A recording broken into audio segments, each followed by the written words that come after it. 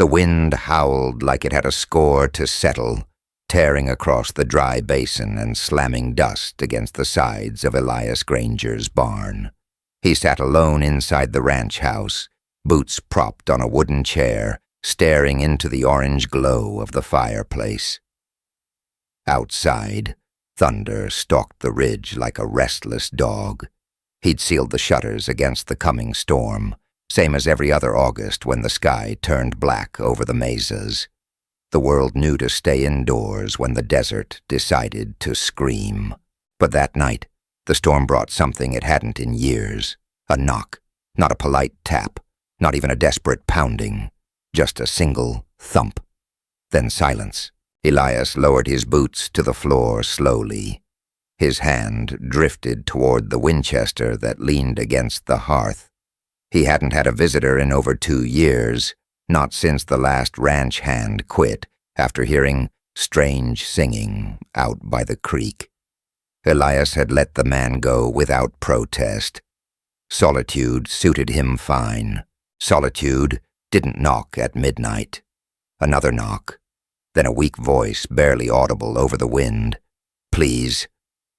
He rose, crossed the floor like a man wading into floodwater. At the door, he paused, thumbed back the hammer on his rifle, just in case. Then he opened the latch and pulled the door inward. She collapsed into his arms before he could speak. The girl was soaked through, mud up to her knees, her right foot twisted at an unnatural angle. Long black hair clung to her face in stringy ropes, and blood streaked one side of her forehead. She wore buckskin and beadwork, torn and stained, and her skin was pale with fever. A teenage Apache girl, barely more than a child. Elias hesitated. Rain lashed the porch. The storm wouldn't let up for hours. Leaving her out there was a death sentence. So before we ride straight into the fire, take a moment to like this video and subscribe. If frontier stories speak to your soul. He carried her inside like a sack of wet flour, laying her gently on the worn cot in the corner of the room. She moaned something in her own tongue. Then, eyes fluttering, she passed out cold. Elias lit a lamp, shut the door, and bolted it. The storm groaned around them like a wounded god. He pulled a wool blanket over her, checked her ankle, dislocated, possibly broken. Blood crusted one temple from a shallow gash, and under the folds of her coat, she clutched something, tied tightly with sinew and wrapped in oilcloth. A pouch, no bigger than a man's hand. He didn't touch it. Instead, he sat back in his chair and watched her. She didn't stir for nearly an hour. When she did, it was with a sudden jolt, eyes wide, arm flailing until pain froze her mid-motion. Elias rose slowly and poured a mug of water. She snatched it and drank like she hadn't seen clean water in days. "You got a name?" he asked. She studied him, breathing hard. Her jaw clenched like she didn't trust her voice. Finally, she said, "Ayita. Storm damn near killed you, Ayita," he said quietly. "So did that leg. You run from someone?" She nodded. "Soldiers." That word landed heavy. Elias narrowed his eyes. "You kill someone?" "No," she said. Then, "Not yet." He almost smiled. "You got family nearby?" "My people, South Canyon. If I can get to them." "You won't walk anywhere for a week. That foot's near useless." Ayita looked toward the door like she was measuring her chances. But when she tried to sit up, a sharp hiss escaped her lips. Her body betrayed her before her mind could lie. "Rest," Elias said, returning to the fire. "Storm's bad. No one's getting far tonight." She didn't respond, but her grip tightened around the small pouch. An hour passed. Outside, the rain turned sleet. Elias dozed in his chair, rifle within reach. Then around 3 in the morning, hoofbeats, soft but clear. One rider, maybe 2, distant, heading up the canyon trail that passed near his north fence. Ayita sat bolt upright, despite the pain. "You heard it?" "I did." She dragged herself upright, nearly falling. Elias caught her and eased her back down. "They are looking for me," she whispered. "Scouts. Army. You sure?" "They always send scouts first. Then at dawn, the full company." "Why?" Her eyes held his. "Because I saw something. Something I wasn't meant to." He didn't push. Not yet. He poured a bit of whiskey into a tin cup and handed it to her.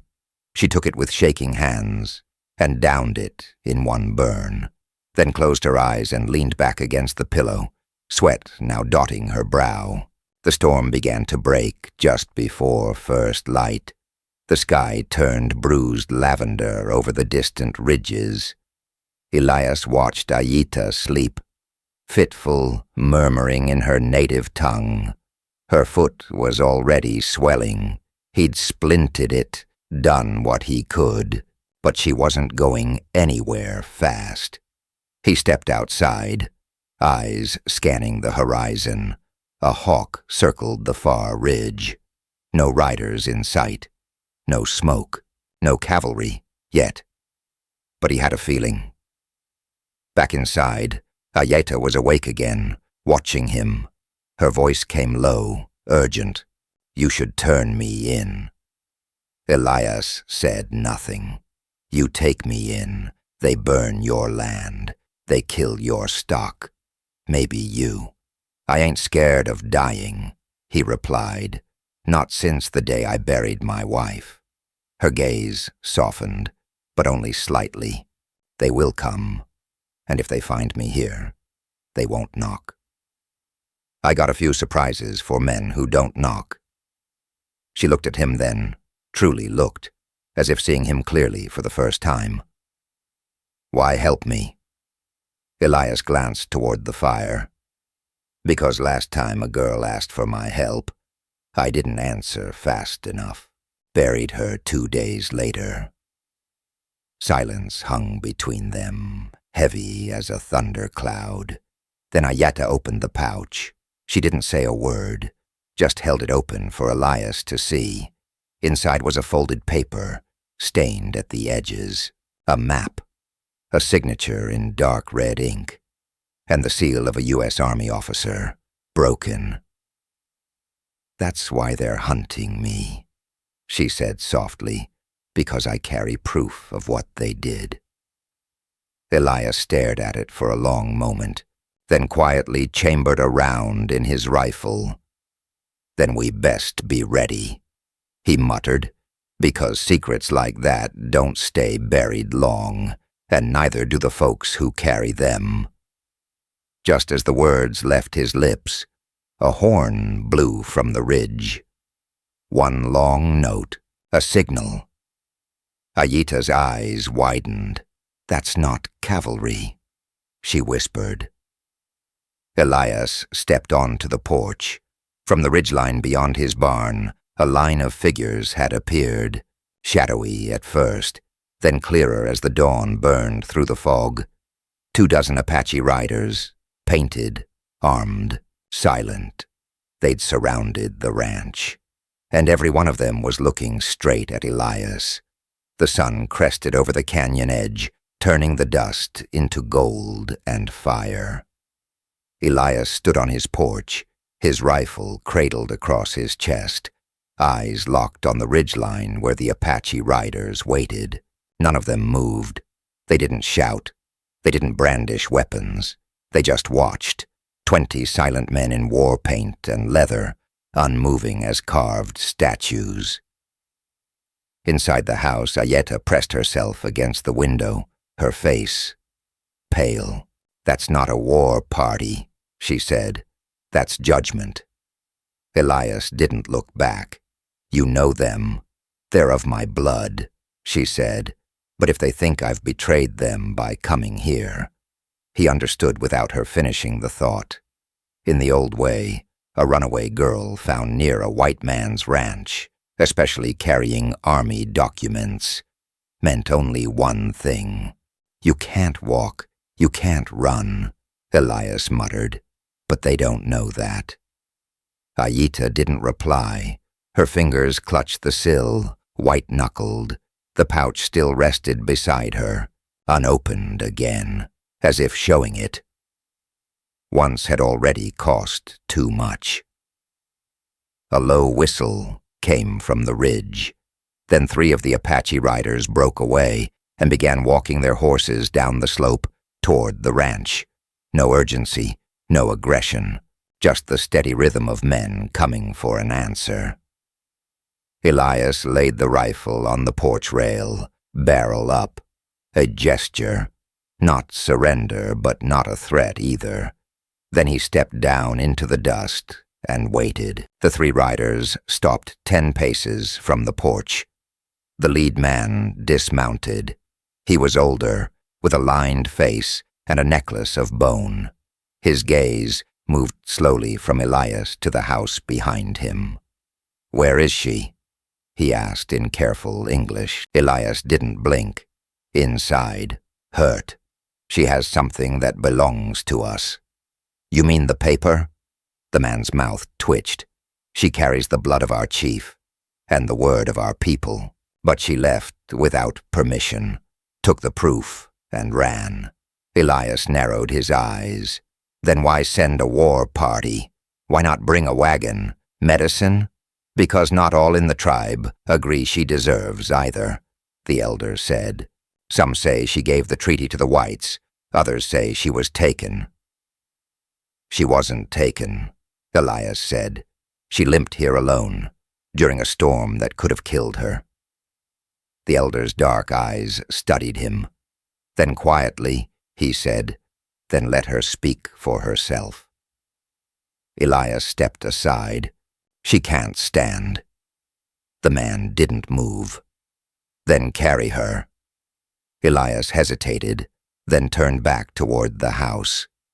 Inside, Aita sat upright, jaw tight, watching through the glass. When he entered, she didn't ask questions, just nodded, as if she'd already made the decision. He lifted her gently. She didn't flinch, but her face turned to stone. Outside, the 2 other Apache riders stepped forward, wary. Elias lowered her onto a wooden bench beneath the porch's shade. The older man crouched in front of her. "Daughter of Red Elk," he said, "you broke oath. You left camp in darkness. You took that which binds nations, and you brought it here." Aita met his gaze without blinking. Because no one else would. Because the council was split, and cowards waited. "I saw what they did at Fort Mayor. I saw what Captain Marin ordered. And I knew no one would believe it unless I brought the proof."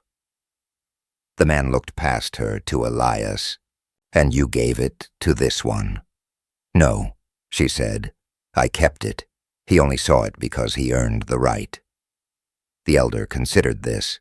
"Who else has seen the paper?" "Only him." "What does he want?" Elias crossed his arms. "Nothing. I didn't ask for this." The man tilted his head. "Yet you did not turn her away." "I did that once," Elias said. "It's not something I aim to repeat." There was a moment of stillness. Then the elder stood and turned to the riders on the ridge. He raised his hand. One quick signal, and they dismounted, all 20. Some set down spears, others unslung their bows. One by one they approached the ranch in silence, forming a circle around the porch. Elias didn't flinch, though he felt his heart thump hard against his ribs. "You will stay here," the elder told Aita, "until the full council can be summoned. Then they will decide." "Decide what?" Elias asked.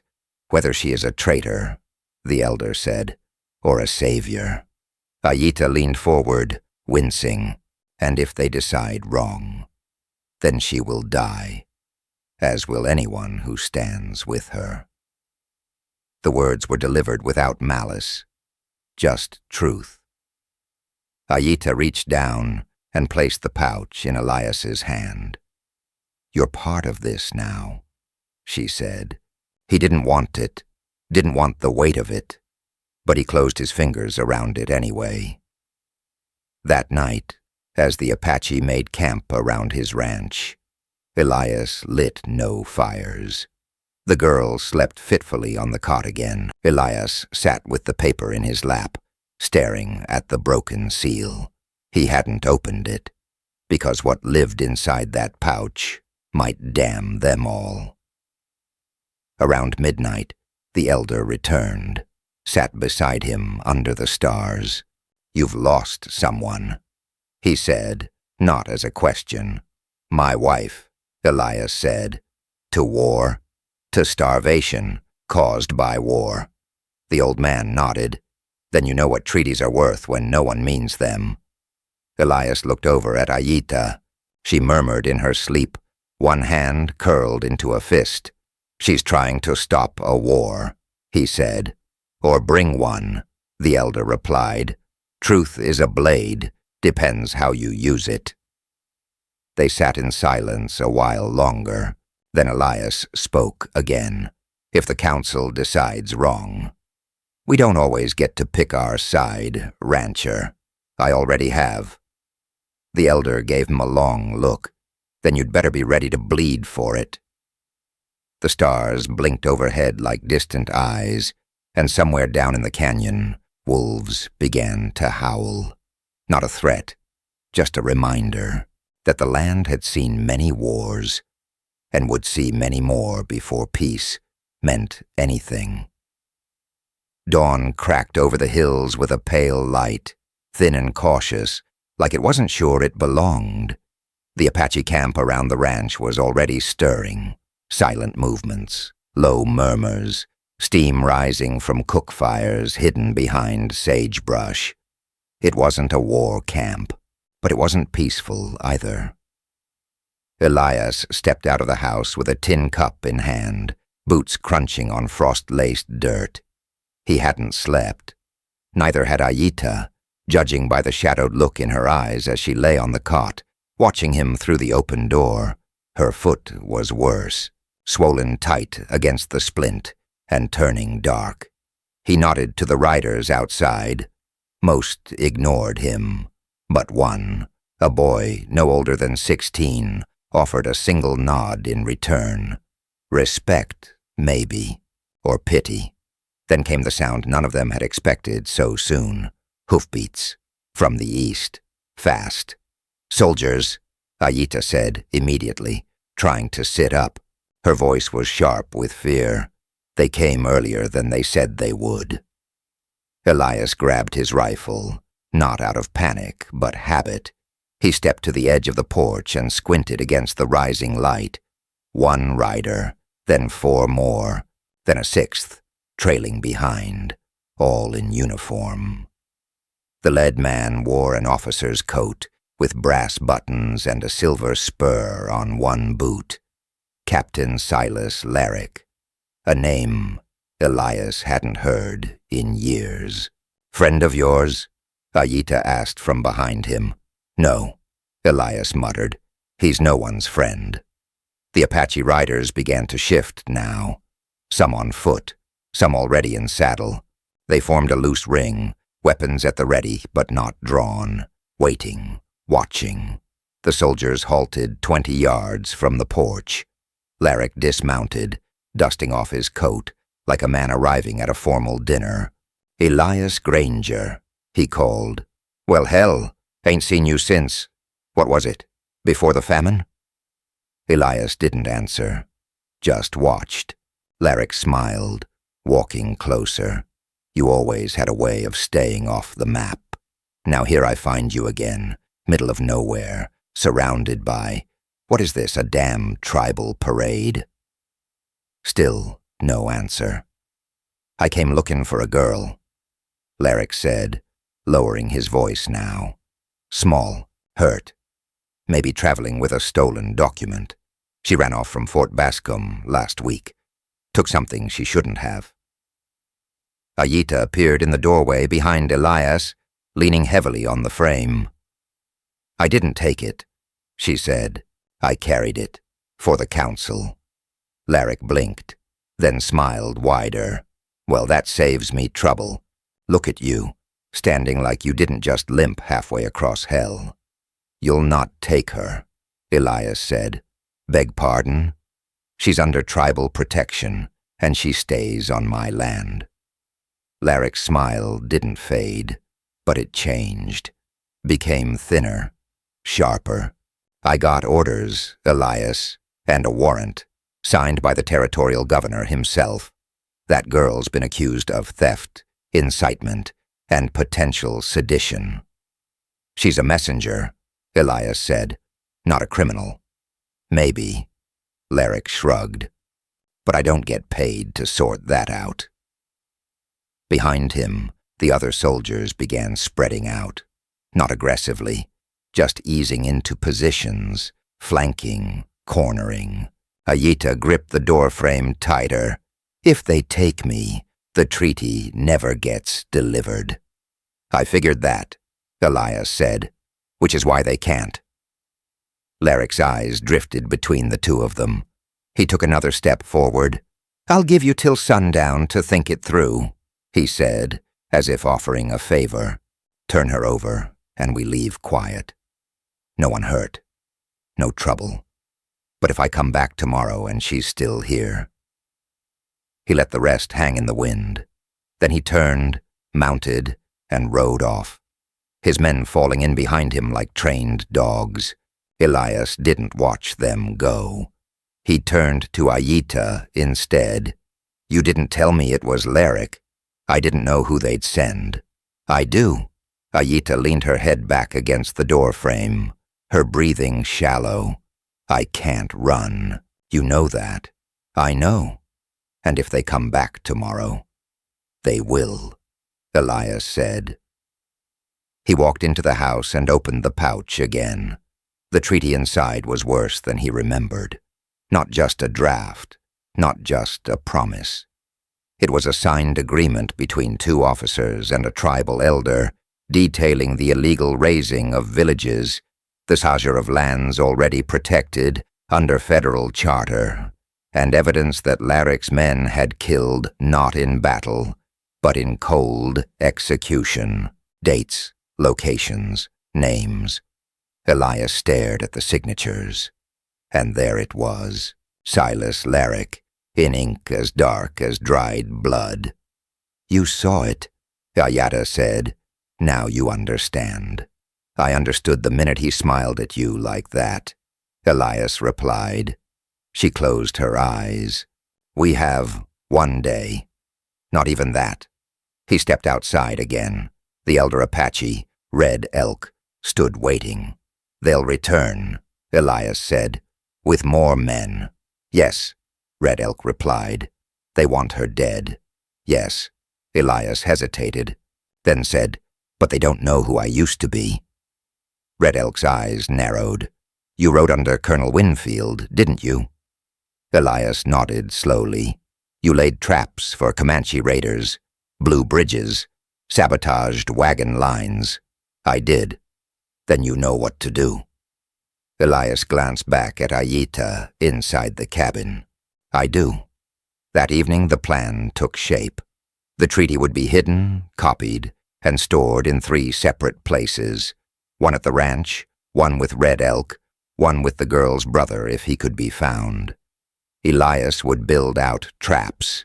His old war supplies were buried in the storage barn, a relic he'd once vowed never to open again. Ayita, despite her pain, took up pen and ink. Her hands shook, but she copied every word with precision. "You know what happens if we're wrong?" Elias asked her, as the lantern light flickered. "They kill us," she said.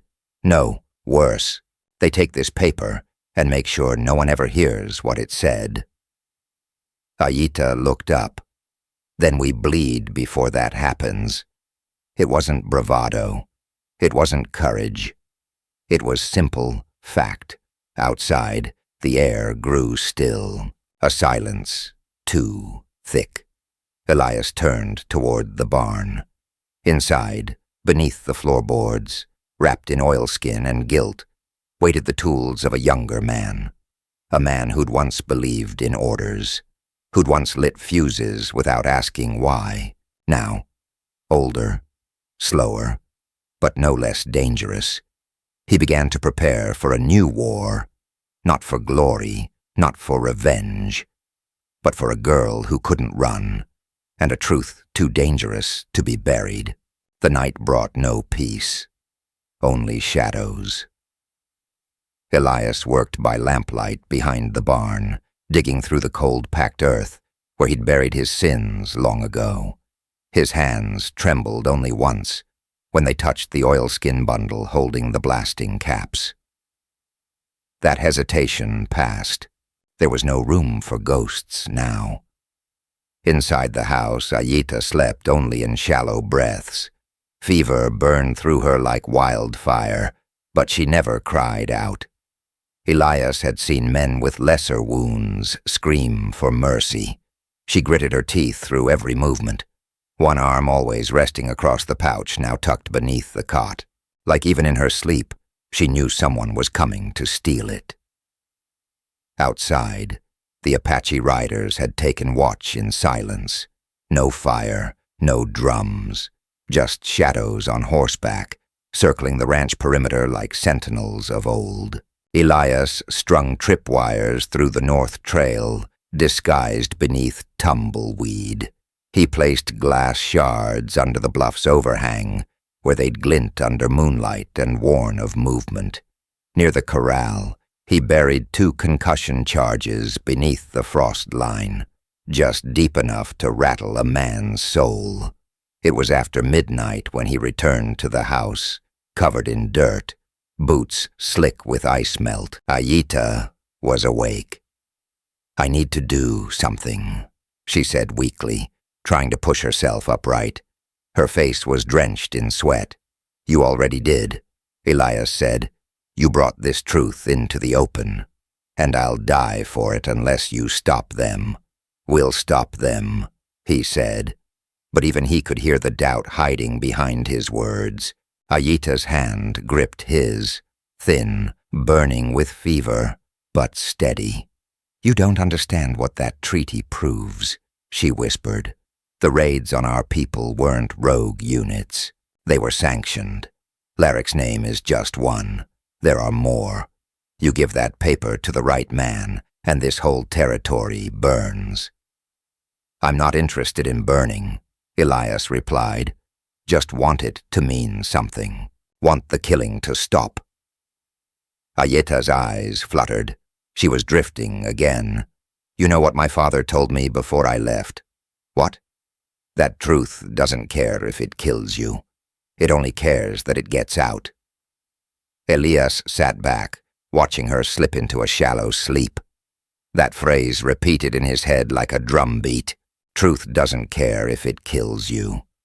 There was movement just before the cock crowed, a glint beyond the south fence. Then another. The Apache scouts spotted it, too. A hawk cry echoed once through the valley, code for warning. Elias moved to the north window and looked out. 6 riders moving quiet through the brush. Cavalry. Then more. 10, maybe 12. He cursed under his breath. They hadn't waited till dawn. Ayita stirred. "They're here?" "They are." She sat up, pain stiffening every muscle. "Take the treaty and go." "I don't run." "Then you'll die," she said. "I know." He walked to the door, checked his rifle, slid the chamber forward. The click echoed in the still air, like a nail driven into wood. That's when it happened. A gunshot. Close, then 2 more, and then a scream. Not from outside, from inside. Ayita. Elias spun around to see the back door swing open. A figure had slipped in through the kitchen. A uniform, not cavalry blue, civilian black. But the man held a military Colt, .45, still smoking. Ayita had tried to stand. The intruder had shoved her down. Elias raised his rifle, but the man grabbed Ayita and pressed the gun to her temple. "Drop it," the man snarled, "or she dies before you blink." Elias froze. The man's face was lean, gaunt. A scout. Probably slipped in ahead of the main force. His badge glinted. Deputy U.S. Marshal. But his eyes were too wild, too eager. "She's wanted by the army," the man spat. "And you're gonna hand her over, nice and easy, or I'll paint your floor with her brains." Elias's grip on the rifle didn't waver, but his breath did. Ayita's voice came low and clear. "Don't hesitate." "What?" "Don't let him take me alive." Her eyes locked with his, calm beneath the fever. "Truth doesn't survive in chains," she whispered. Elias's stomach twisted. He lowered the rifle. "Smart man," the scout sneered. He backed toward the door, dragging Ayita with him. "When Larrick hears I caught the little thief and the rancher who sheltered her, I'll be promoted clear to Washington." "You're not making it to the fence," Elias said flatly. The man froze. "What?" A whistle cut through the air outside, and then the back of the house exploded. One of the concussion charges Elias had buried earlier had been rerouted, wired into the floorboards under the back step. As the man reached it, his boot triggered the fuse. A wall of pressure and smoke hurled him off his feet. Ayita tumbled backward into Elias's arms. The scout lay twitching in the dirt, bleeding from the ears, alive, but not conscious. Ayita gasped. "You said you didn't run wire through the house." "I lied. You're getting good at that." Elias smiled grimly. "War makes liars of all of us." But there was no time to breathe. The riders were at the fence now. Larrick at the front, saber drawn, eyes wild. Inside the house, Elias dragged the scout's body away from Ayita and slammed the door shut. Then he turned to her, crouching low. "They're coming hard now." "Do it," Ayita said. "Do what?" "Let them in. Give them what they expect. You at the door, me on the floor, helpless." Elias blinked. "They expect to find you alone," she continued, "guarding me.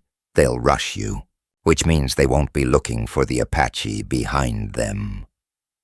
Outside, Red Elk and his riders had begun to move, silent as death, fanning out along the hill. Elias understood. A trap. "Can you hold a weapon?" he asked her. Ayita's answer was a grim smile. "Only if I don't have to walk." He handed her a sawed-off shotgun from the shelf and placed it beside the cot. "Last shot," he said. "For me or for them? You decide." Then he stepped out onto the porch, rifle in hand, just as the cavalry arrived in full. Larrick's voice was full of smug venom. "Where is she?" "Inside," Elias said calmly. "Hurt, scared, waiting for you." Larrick dismounted, boots hitting the dirt with purpose. His soldiers surrounded the porch, eyes locked on Elias. "We'll take her now." "You sure about that?" Elias asked. Larrick tilted his head. "You aiming to die for her?" "No, I'm aiming to make sure someone does." A flash from the hilltop. A war cry. Then the Apache riders charged from behind, catching the soldiers between the ranch and the canyon wall. Larrick turned, fury and shock in his face. But Elias was already raising his rifle. "You brought this," he said. "Now watch it end." The first shot hit the soldier nearest the door. The second tore through a saddle cinch, throwing another from his mount. Chaos erupted. Gunfire, shouting, dust. Ayita's shotgun thundered from inside the house, once, then again. Larrick dove behind a trough, barking orders. But it was too late. They'd come hunting a wounded girl and a quiet rancher.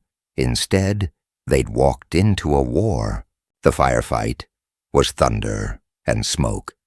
Apache war cries shattered the morning stillness as arrows streaked through the air, finding gaps in blue coats. Horses screamed and bucked. Elias worked his Winchester like it was part of his body, firing, levering, ducking for cover behind the thick post of his porch. Captain Larrick's voice boomed through the chaos. Fall back, regroup, regroup at the stone fence. But the fence wasn't safety. That's where Red Elk had placed his sharpest riders. As the cavalry turned to retreat, they ran straight into curved blades and sharpened spears. The trap had snapped shut on both ends. Elias didn't celebrate. He watched, counted bodies, searched for the mistake, because in war, the mistake always came. And it did. A scream tore from inside the house. Ayita. Elias spun, kicking the door open. She wasn't on the cot. The shotgun lay on the floor, still warm, one barrel unfired, and the back door stood open. Outside, in the morning glare, a lone horseman rode off fast toward the southern trail. One arm wrapped around Ayita's struggling form. Her good arm swung wildly, trying to strike him, but her injury made it useless. Elias recognized the rider immediately. Larrick. He'd cut through the edge of the battle, grabbed her while the others fought, and was making his escape. Fast, smart, and exactly what Elias had feared. He didn't shout, didn't hesitate, just ran. He grabbed a saddleless mare from the corral, flung himself up, and kicked hard. The mare bucked, uncertain, but Elias rode her bareback like a devil, teeth gritted, rifle slung tight across his chest. Behind him, Red Elk saw the chase begin and shouted something sharp. Two young Apache riders veered from the melee and followed Elias across the open field.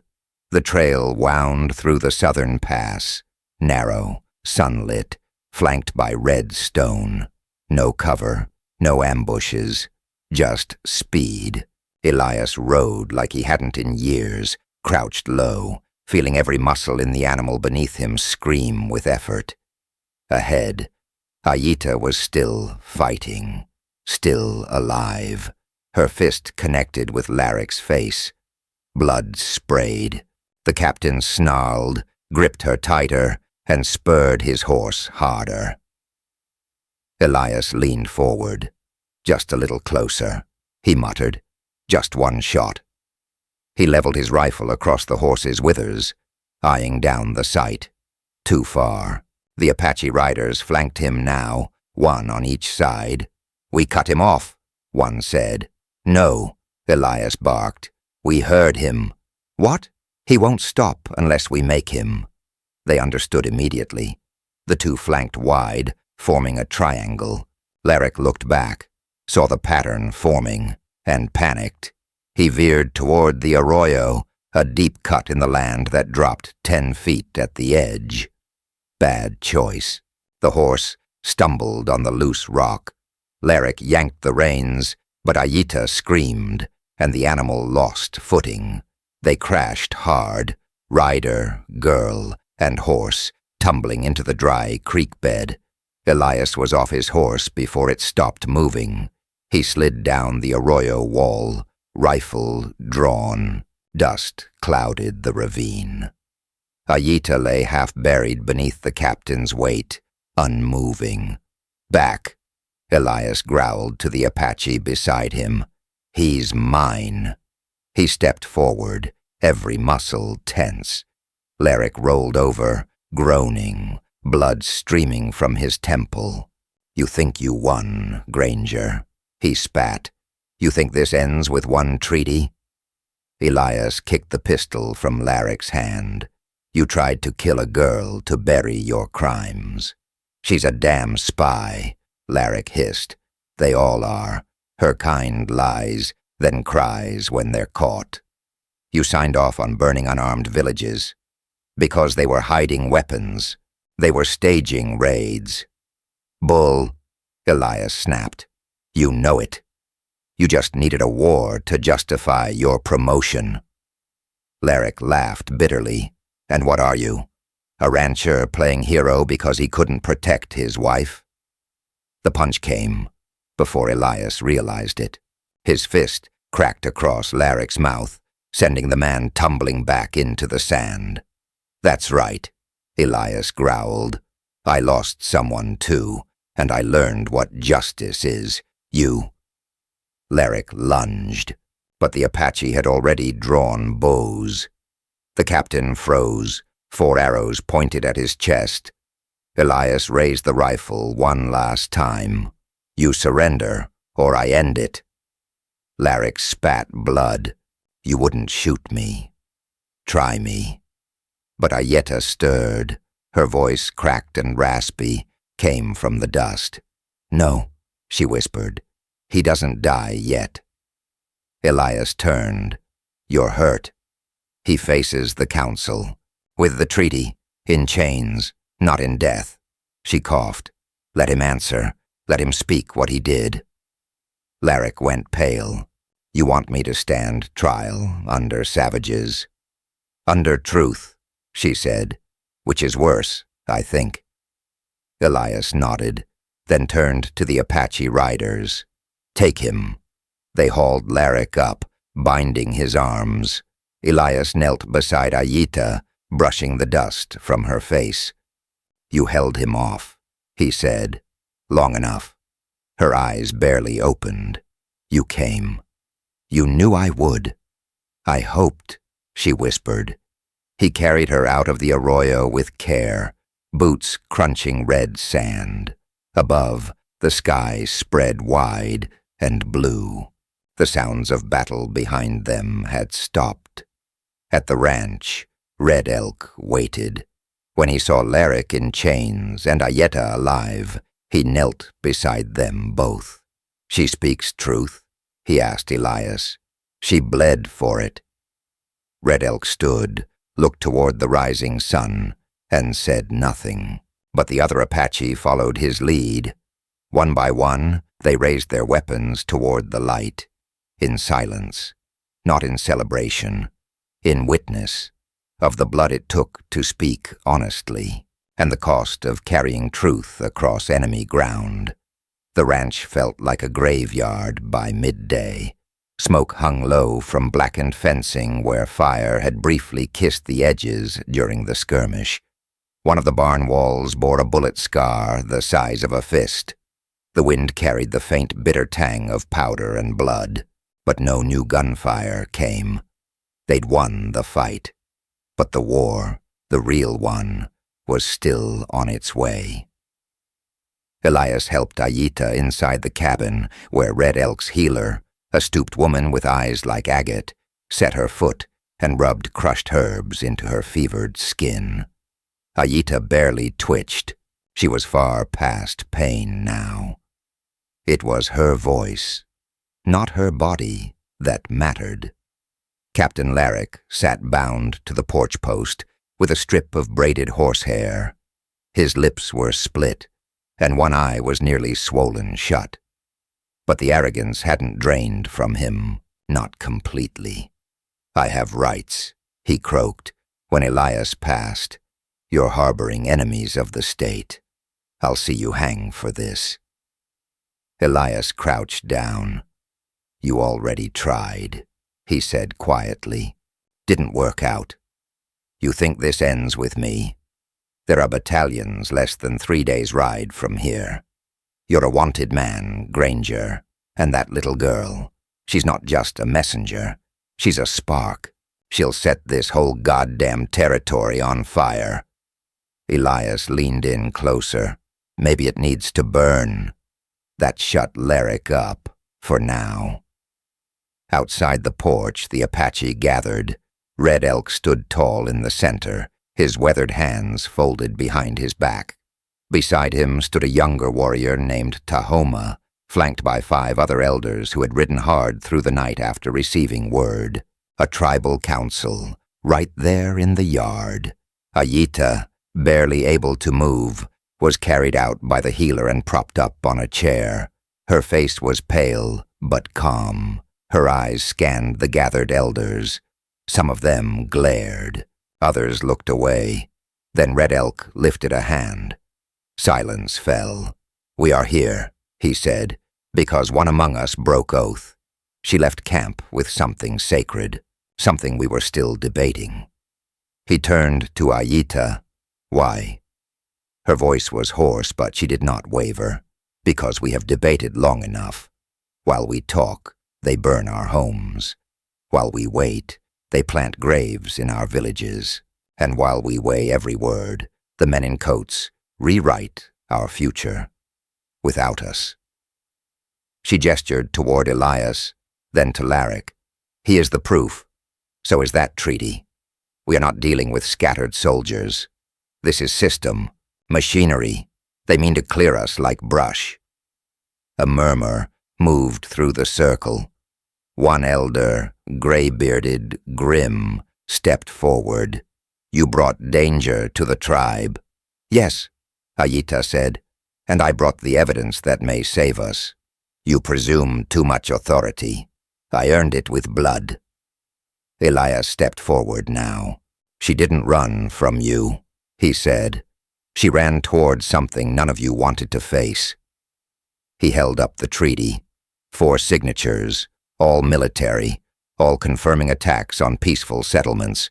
"One name in particular," he said, walking over to Larrick, now tied to a prisoner. Larrick tried to smile through his swollen lip. "Chain me all you want. You don't have jurisdiction." Red Elk nodded to Tahoma, who stepped forward with a bundle of papers, letters, testimonies from survivors, copies Ayata had written herself the night before the cavalry arrived. "What we have," Tahoma said, "is not just one document. We have 30. Another elder spoke now, quietly. "We always knew there were lies, but not this many, not this deep." "That's why she acted," Elias said. He turned to Ayita. "You still have a choice," he said. "We can run, deliver this to the territorial capital, or you can stay, face them in council, let them decide." Ayita looked toward the hills. The wind picked up, brushing her hair back from her brow. Her voice was quiet, but resolute. "I don't run anymore." That was the moment it changed. The elders exchanged glances. One by one they nodded. "She stays," Red Elk said, "and he gestured at Larrick, will stand trial under tribal law." Larrick spit blood in the dirt. "You savages have no court." Red Elk turned to him, his voice like cold steel. "Then you'll meet our justice without one." But before anything else could be said, a sound drifted in from the ridge. A horn, not the sharp, crude notes of Apache signaling, but long, echoing, military. Elias's spine stiffened. Ayita's eyes flared. "They're here." Red Elk turned to Tahoma. "How many riders?" A scout dashed down the ridge. "At least 50, not cavalry, civil militia, territorial badges." Elias's heart sank. "Federal? No," the scout said grimly. "Worse. Mercenaries, deputized thugs. They've been waiting for this." Ayita closed her eyes. They knew Larrick would fail. This was the real response. Panic rippled through the crowd. Elias moved quickly. "Get the elders to the root cellar. Take the wounded. You." He pointed to the scout. "Circle wide and count rifles. I want to know what kind of fight we're in for." Tahoma grabbed his bow. "We hold this ground?" Elias nodded. They want the treaty, and they want her. We give either, it's over. Aita looked up from her chair. Don't die for me. I'm not, Elias said. I'm dying for what this place could be if someone stops them. He turned back to the barn, where he kept the last of the dynamite. It was time to finish what he'd started. As the sun fell behind the ridges, casting long gold shadows over the scarred land, the ranch became a fortress. Barricades at the windows, booby traps at the eastern flank, arrows and rifles stacked in shadowed corners. Elias checked each tripwire, each fuse, each line of sight. He stopped only once, at the porch. Aita sat there again, wrapped in a wool blanket, face calm, watching the sun die. If I don't come back from this, Elias said quietly, you know what to do. Aita's voice was soft. Deliver the treaty. And your father, he already knows. Elias placed the final stick of dynamite under the porch step, just in case. Then he stood beside her and watched the sun disappear behind the hills.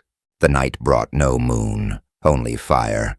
In the distance, torches danced like ghosts in a graveyard. And from the dark, a voice called out, bring out the girl.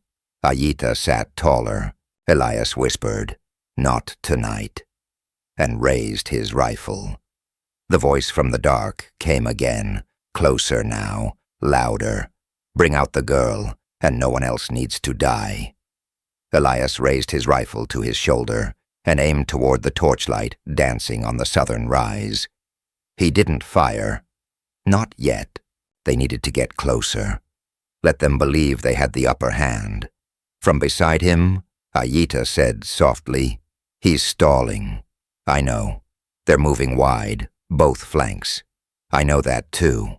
He turned to the Apache scouts crouched behind the front fence. Hold your shots. Let 'em come through the wire. Another shout from the dark, this time less patient. You're harboring a known seditionist. That paper she carries is stolen government property. Final warning, surrender her now, or we treat this land as hostile. Elias muttered under his breath. Been hostile for a long time, boys. You're just late to the war. He stepped off the porch, rifle tight against his shoulder, and called back. She's under protection of the Apache Council. You fire on this ranch, you're starting a war. From the dark came laughter. That war's already started. Then came the flash. A single shot. It hit the porch railing beside Aita with a sharp crack, throwing splinters into the air. Aita didn't flinch. Elias didn't wait. He fired once into the torchlight, center mass, and someone screamed. Then all hell broke loose. Gunfire erupted along the fence line. Arrows rained down from the western slope, where Tahoma's riders lay in wait. The militia charged with torches and pistols, yelling like it was a damn crusade. But they didn't expect the traps. The first tripwire snapped, triggering a small buried charge, throwing dirt and fire into the oncoming line. Horses screamed and bucked. Men fell, then another, and another. By the time the first wave reached the corral, they'd already lost half their front men. Elias fired calmly, every shot deliberate. Aita, sitting on the porch, steadied a pistol in both hands and fired twice. She didn't miss. Red Elk emerged from the side of the barn with 3 warriors and cut through the left flank like a reaper. But still, they kept coming. More men than expected. Not just hired guns. Deputized civilians from town. Angry, scared, fed on lies about savages and stolen land. Elias saw one familiar face in the charge. Deputy Hatch from downriver. a man who used to trade feed with him. Now his eyes were wide with hate, his badge gleaming. He aimed at Elias, but Elias fired first. Hatch dropped into the dirt. Another came up behind him, young, barely shaving. Elias hesitated, but Aita didn't. Her shot took him in the leg. He screamed and crawled behind a wagon wheel. "Mercy if they surrender," she said, through gritted teeth. Elias nodded. Then the final push came. 20 men, led by a tall figure in a worn officer's coat, Colonel James Ashcroft. He'd come in person. Elias froze. Ashcroft, the name inked beside Larrick's on the treaty. He'd signed it, authorized the raids. This was the man who would burn the entire territory to keep his hands clean. Ashcroft raised his voice. "You can't win this, Granger. This is federal land, and you're standing on it like it's yours. You're protecting a traitor. Turn her over, and you might still walk away." Aita's voice rang out clear and ragged from the porch. "No more hiding." Ashcroft turned toward her voice, aiming. Elias fired first. The shot struck the colonel's shoulder. He dropped his pistol and staggered back. That's when Red Elk charged from the flank, and the remaining Apache swept through the line like a storm. What followed was 10 minutes of chaos, blades and bullets, dust and screams. When it ended, only silence remained, broken only by the sound of one last man trying to breathe through a lung wound. Ashcroft lay in the dirt, pale and trembling, his good arm grasping at nothing. Aita had collapsed on the porch, blood staining her leg from a new wound, but she was alive. Elias dropped beside her, panting, heart pounding. She looked at him through half-lidded eyes. "You have the treaty?" He nodded. "And now?" she whispered. "Now," Elias said, "we deliver it." 2 days later, Elias rode through the gates of Fort Moreno with Aita slumped behind him and Red Elk walking beside them on foot, flanked by 2 warriors. The fort commander, a new one sent from Washington, had already heard whispers of the massacre, of a paper that named names, that bore signatures in blood. Aita handed him the treaty from the saddle, her hands trembling. The commander, Colonel Harris, read it in silence, then turned it over, then read it again. "Where is Captain Larrick?" he asked. "In the ground," Elias said. "Along with a lot of good men he fed lies to." Harris exhaled slowly. "And Colonel Ashcroft?" "In chains, with testimony to give." Harris nodded. "Then we'll begin hearings immediately. Court-martials, inquiries, whatever justice this deserves." "Justice rides fast," Elias said, "but sometimes mercy rides faster." Harris stared at him, then nodded. A week later, Aita sat by the same creek where her brother had once taught her how to trap fish with bare hands. Her leg was healing, slowly. Elias stood nearby, arms folded. "You still heading south?" she asked. "Only as far as the capital," he said. "After that, might be a mine, or a town that needs building. You know you can't go back." "I figured." She smiled faintly. "You ever think you'd end up in a war again?" "I didn't think I'd end up with anything again," he said. Aita nodded. "Thank you," she said, "for not handing me over." He looked away. "I was never protecting you," he said. "No? I was protecting the truth. You just happened to be holding it." She smiled wider. "Then I guess you're the one who carried it in the end." A month later, newspaper headlines carried the names of dishonored officers, fort closures, land restitutions, rewritten boundaries. The truth did get out. But it wasn't fast. It wasn't easy. It never is. and Elias Granger disappeared into the dust of the West, riding alone toward whatever came next. Maybe it wasn't peace, but it was finally something close to right. In the high silence of frontier justice, where lines between duty and survival are blurred by dust and blood, it isn't always the bullet that changes history, but the choice to stand when it's easier to walk away. Elias Granger had lost everything once, but in protecting a girl with a broken foot and a louder truth, he found something worth losing again. Ayita wasn't the only one who carried the weight of proof.